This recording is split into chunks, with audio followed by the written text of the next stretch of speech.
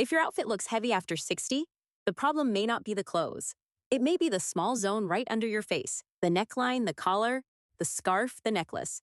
These few centimeters decide whether your face looks open and elegant or closed and tired. Maybe you know the feeling. You put on a top you used to love, but now it presses near the throat. You add a scarf, hoping it will look chic, but it only adds bulk. You button, you unbutton, you tug at the neckline through the whole afternoon.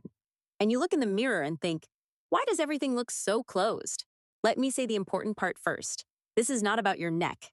Your neck is fine. It has carried your head through a whole beautiful life. This is about framing. The necklines is the frame around your face, and a frame either gives a portrait room to breathe or crowds it. Most of us were simply never taught how that frame works, so we keep using the framing rules of our 40s on the face of our 60s. Today, I'll give you the neckline rule, one principle in 3 small words, and show you how to apply it to your necklines, your collars, your scarves, and your jewelry, using things already hanging in your closet.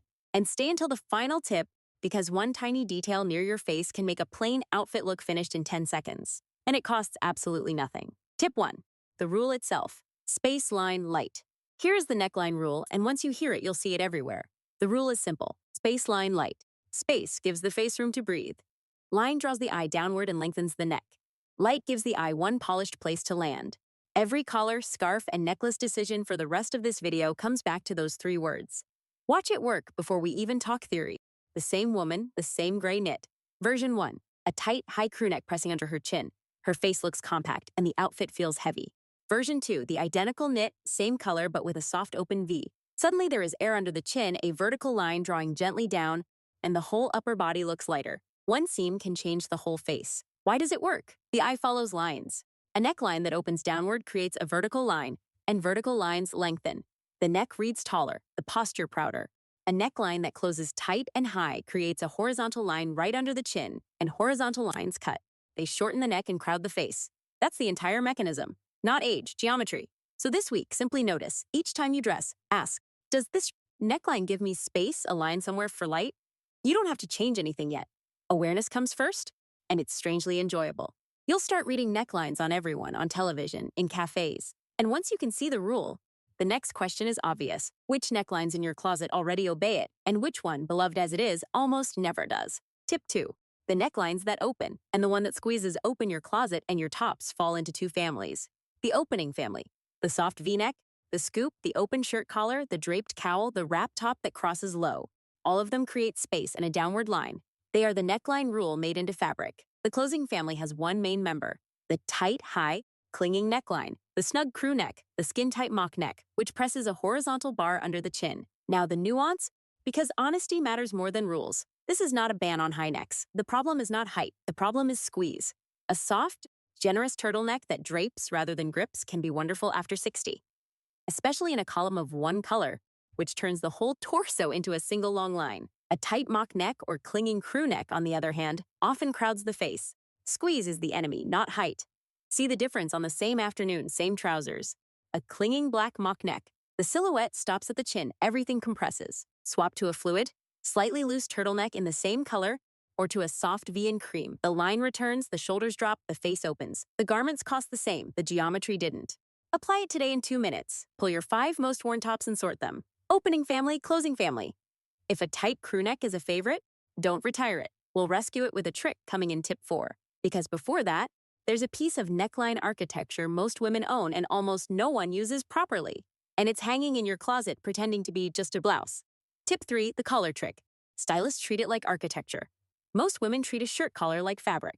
Stylists treat it like architecture. The classic shirt collar is the most underused face framing tool a woman owns. Worn buttoned high and flat, or floppy and ignored, it's wasted. Used deliberately, it builds structure around the face the way jewelry does, and it's already attached to the shirt. The trick has 3 small moves. 1. Open the top 2 buttons. 2, not 1, so the collar creates a soft V and the vertical line appears. 2. Lift the collar slightly at the back of the neck, then let the points fall naturally. Not popped like a film star, just gently awake. The collar becomes a small frame for the jaw. 3. If the shirt sits under a sweater or cardigan, let the collar come out and rest over the neckline. That single gesture adds a crisp line of light near the face. Before and after, same striped shirt, button to the top, collar flat, neat but airless, slightly strict. 2 buttons open, collar lifted, points framing the jaw. Instantly more relaxed, taller, a touch French. 30 seconds, zero cost. Try it the next time you reach for any collared blouse. Lunch with friends or a morning of errands, it works everywhere. There's a quiet confidence in it too. A deliberately set collar tells the world the outfit was chosen, not endured. Now, you might be thinking, lovely, but half my winter is scarves, and scarves cover all of this. They can. Or they can do something far better, and that's exactly where most scarves go wrong. Before we continue, if you want ready outfit combinations with necklines, scarves, and finishing touches already worked out, the Effortless Elegance Guide is linked in the pinned comment or QR code on screen. And now, the scarf mistake, because the accessory meant to add elegance often adds bulk instead. Tip 4. The scarf, drape the line, don't bandage the neck. Here's the scarf paradox after 60. The accessory we reach for to look elegant is most often worn in the one way that breaks. The neckline rule. Wound around and around, snug at the throat, the scarf becomes a thick horizontal band. Bulk under the chin, the neck swallowed, the silhouette shortened. A scarf should frame the face, not build a wall under it. The principle. Drape the line, don't bandage the neck. Worn long and open.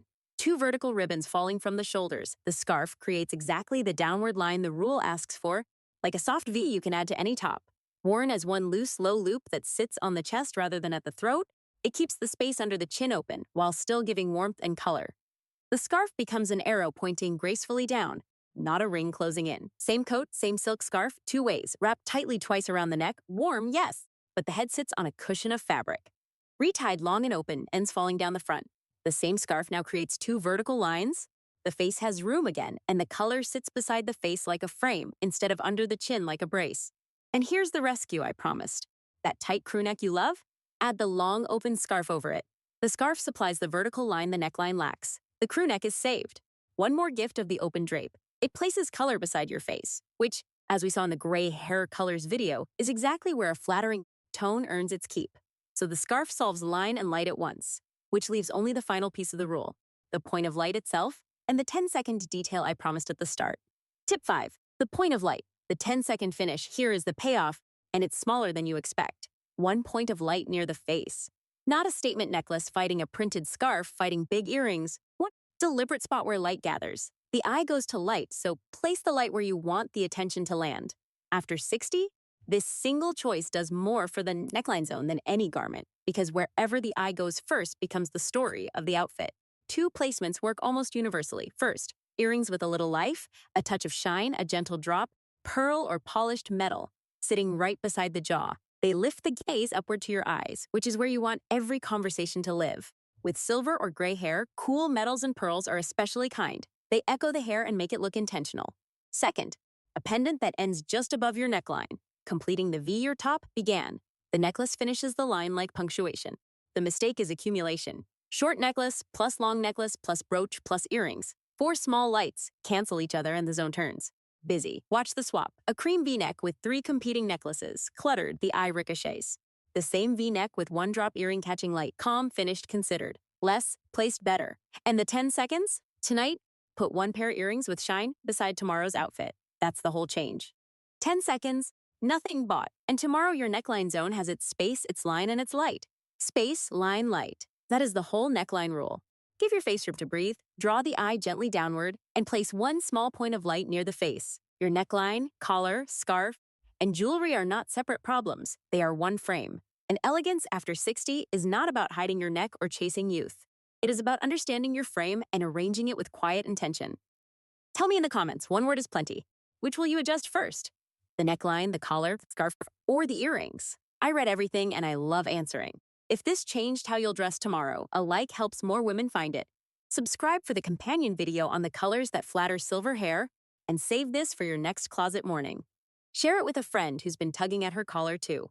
Take care of yourself, with intention, and I'll see you very soon.